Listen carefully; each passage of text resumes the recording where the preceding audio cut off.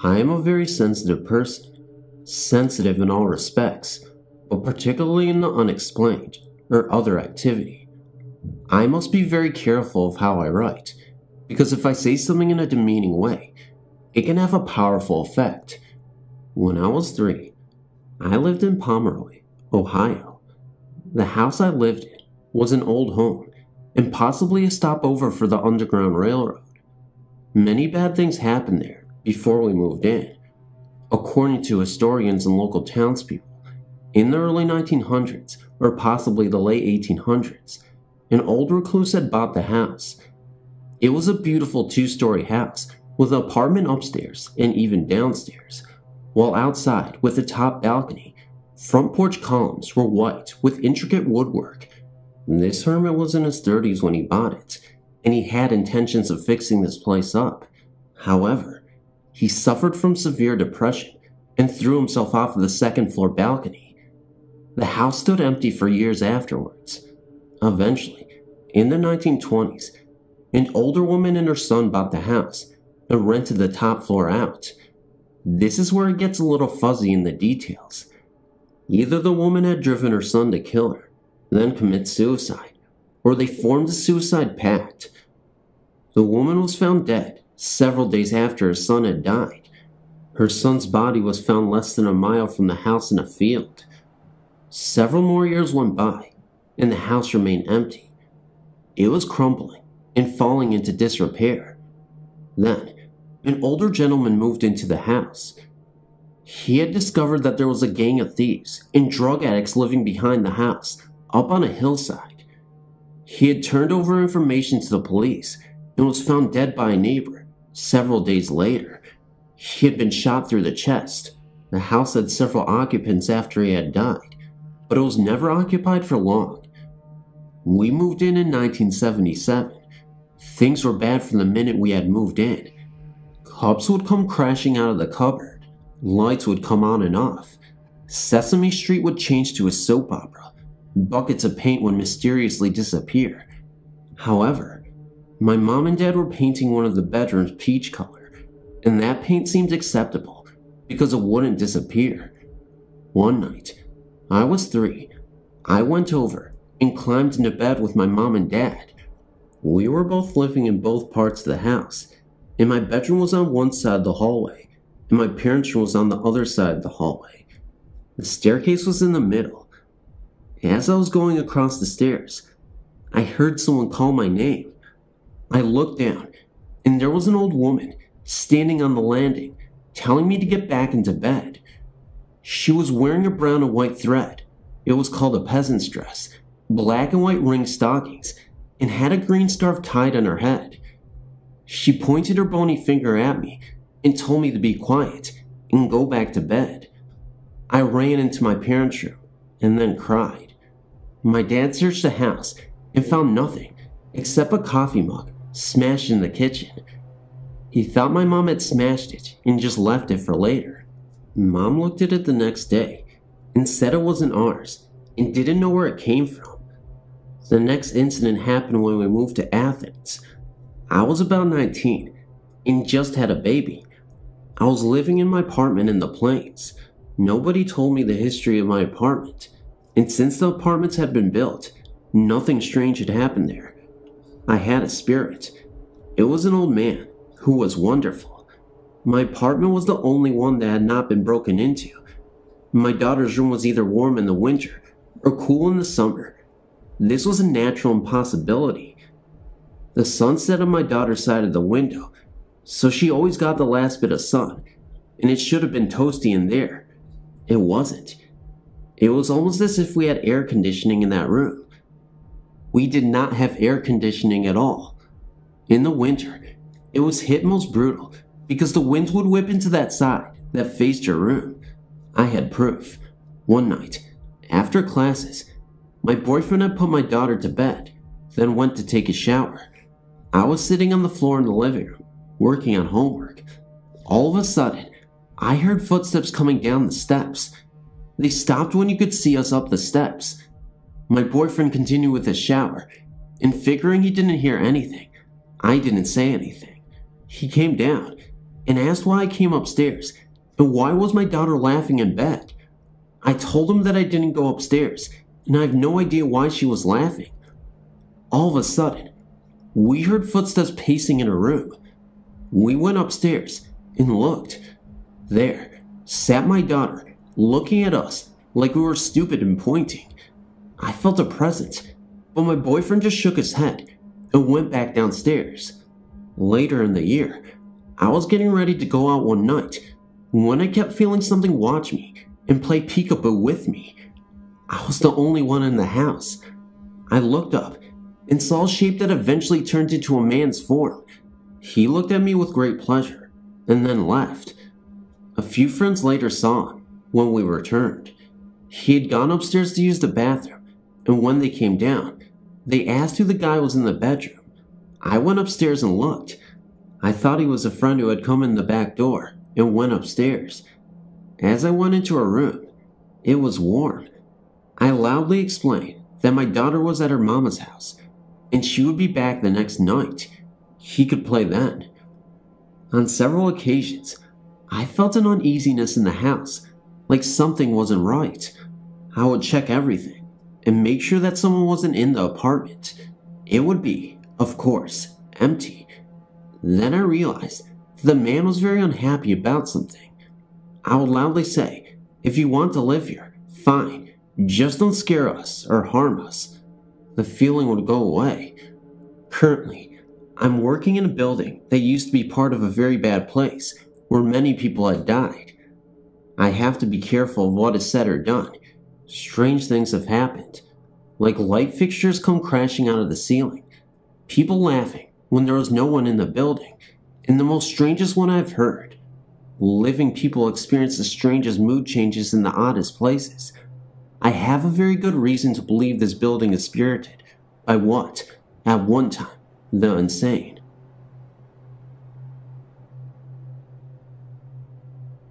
This event occurred in the late 60s.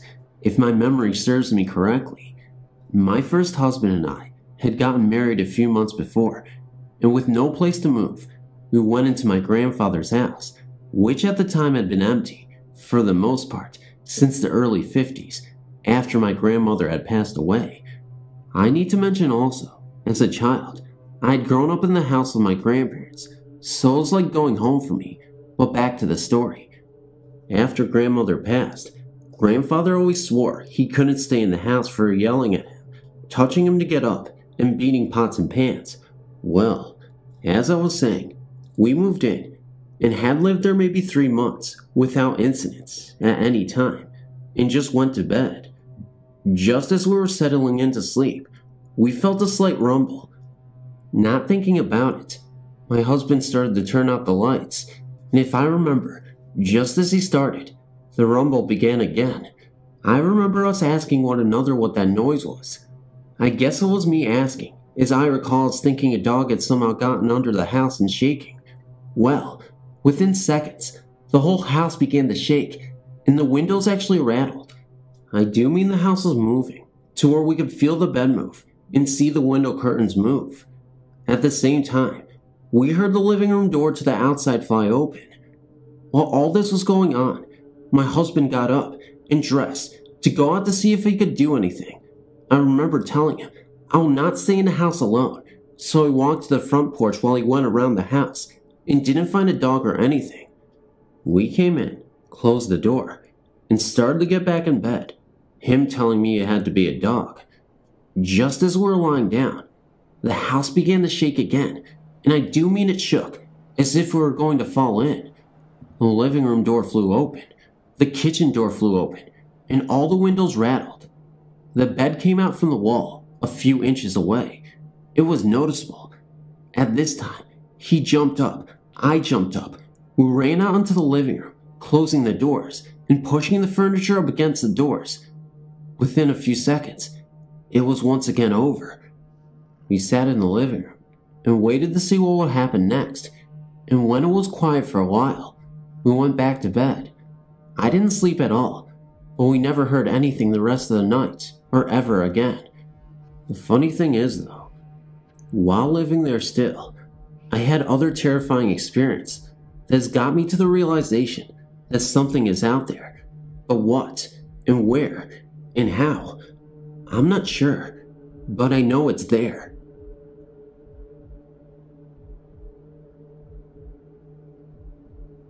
All my life, I've been fascinated with paranormal and true ghost stories, but that had no alteration to what happened to me with my best friend, who has never had any interest or knowledge of hauntings. She tempted me to go to the base in which she lived, with the promise of an authentic, haunted house. I was immediately interested, and went out the following weekend. Reading about how dogs seem to have a sixth sense towards paranormal, I brought along my friend's beagle and basset hound. She led me to an old, condemned hospital. It had been on the Air Force base since the beginning. It was old brick, and the windows were covered with a thick, white plaster. A large indent that looked like it could have been a porch, with no doors, was on the side of the building. Before we went in, my friend called out the name of a captain who had died there. The beagle suddenly froze and stared at a corner. My friend called out another name, and the dog suddenly turned to stare intensely at another corner. Taking the opportunity, we went to the first corner and knocked on the window. Nothing happened. We went to the second corner and lightly knocked. We heard a sound, like a slight shuffling, coming from inside the building.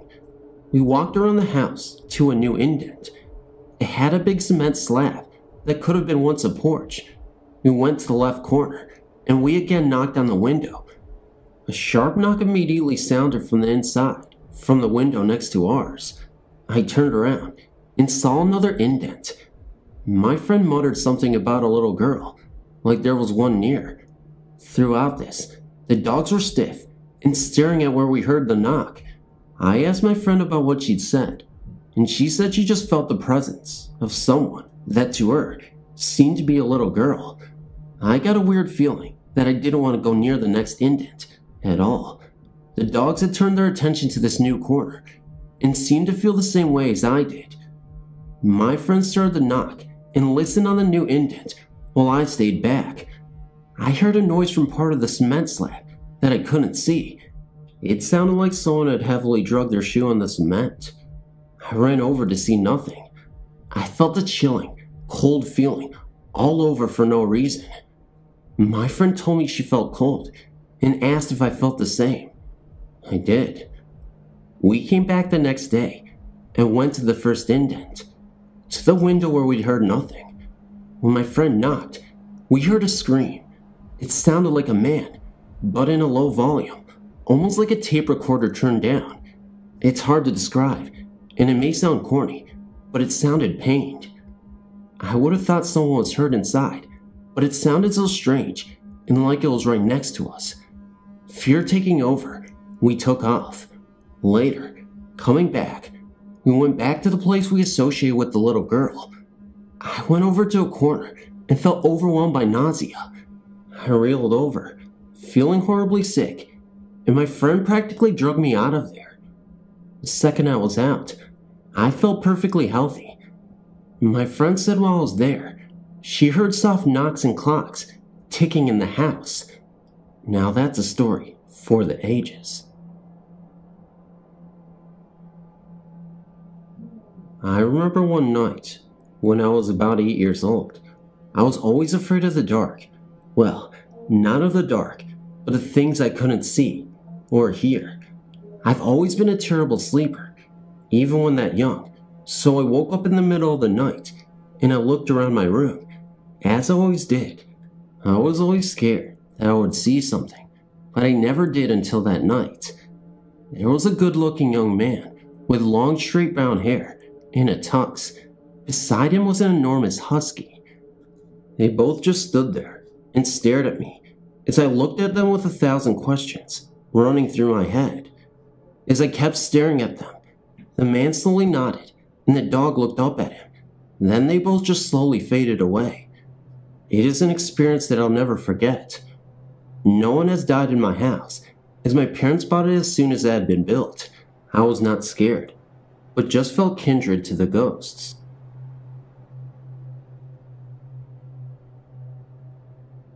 My name is Brenda, and I have 3 stories to share with you.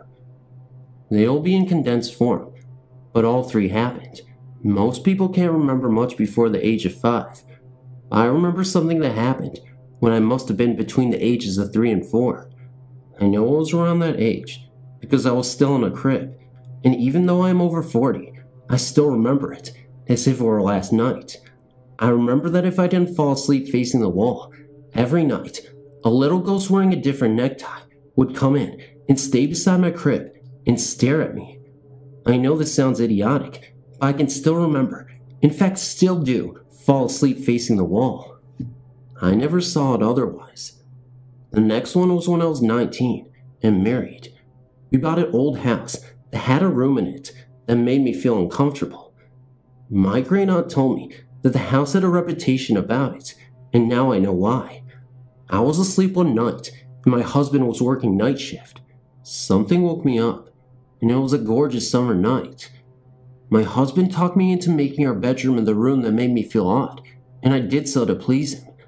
When I woke up, I heard a rustling sound, like somebody rummaging through a paper bag. I sat up in bed, and when I did, a bag of quilt pieces that had belonged to my great-grandmother and I lifted 5 to 6 inches off the dresser where I had set it the night before and floated about 2 feet over the edge and fell. Just as I was getting up to try and see what could have caused that, I heard my name whispered in my ear. I sat the rest of the night on the porch, waiting for my husband to get home, and the next day moved our bedroom. That seemed to be the only room in the house that felt odd.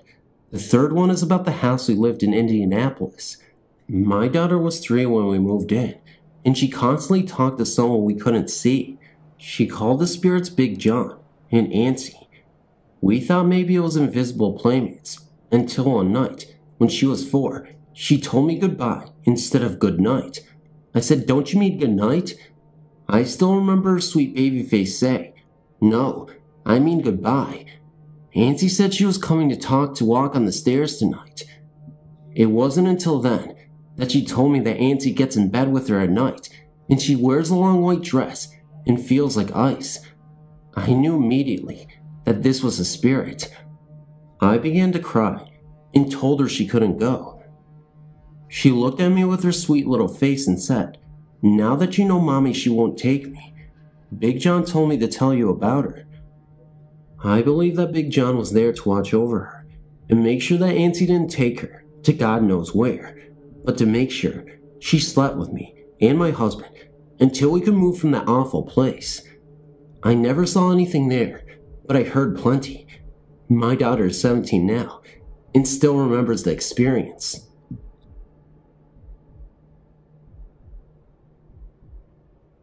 Since I was little, I've had an obsession with the paranormal. I guess this started because my mother was the same way. But my first real paranormal experience happened when I was about 4 years old. I would wake up and I would feel so free. I would look down and realize that I was floating, and I could see myself down below, still sleeping. My mother later described the same thing happening to her when I mentioned it. I also had a reoccurring dream of a goat chasing me through my house, and right before I reached my bedroom, it would impale me on its horns. I would wake up so terrified. The other thing that happened was that my mother and I would hear voices. They came from the wall between the living room and my room. Sometimes they were louder and more frightening than others, especially if we were alone. The voices still can be heard this very day, from time to time.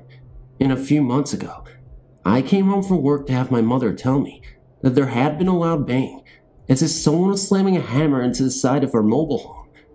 But there was no sign of anyone or any damage.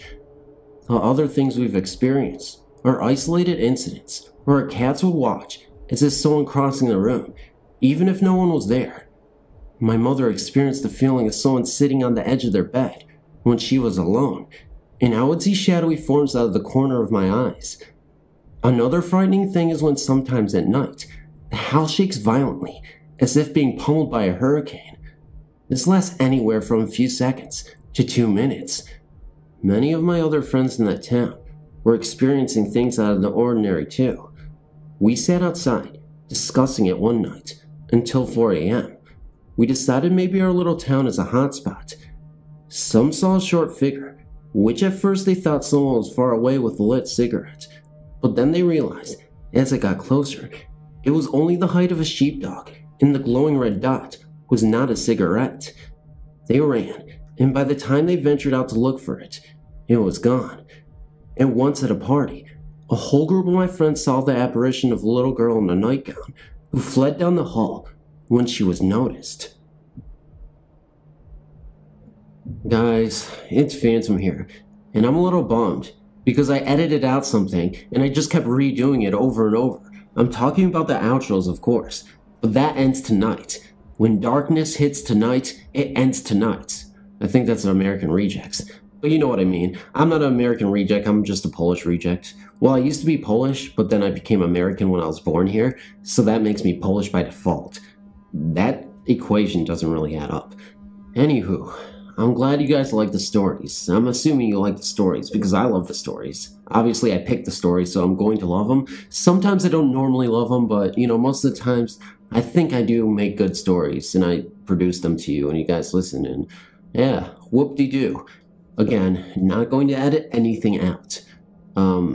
If you guys, of course, like the stories, go ahead and comment, like, and subscribe. As for me, I guess it's goodbye. So guys, I'll see you in the next video. I love you so very much. Remember to virtually hug me, because you never know when I might disappear like a ghost, and then reappear again for another upload, which means next week I'll be uploading, and also later in this week. Remember guys, next week I'm going to LA, California dreaming. That's what we're gonna do. We're gonna party and vacation all night. Well, you guys are gonna party with a video. I'm gonna have it pre-recorded for you guys, hopefully, and you guys will have a blast. What am I doing? I'm acting so theatrical. Anyway guys, bye-bye.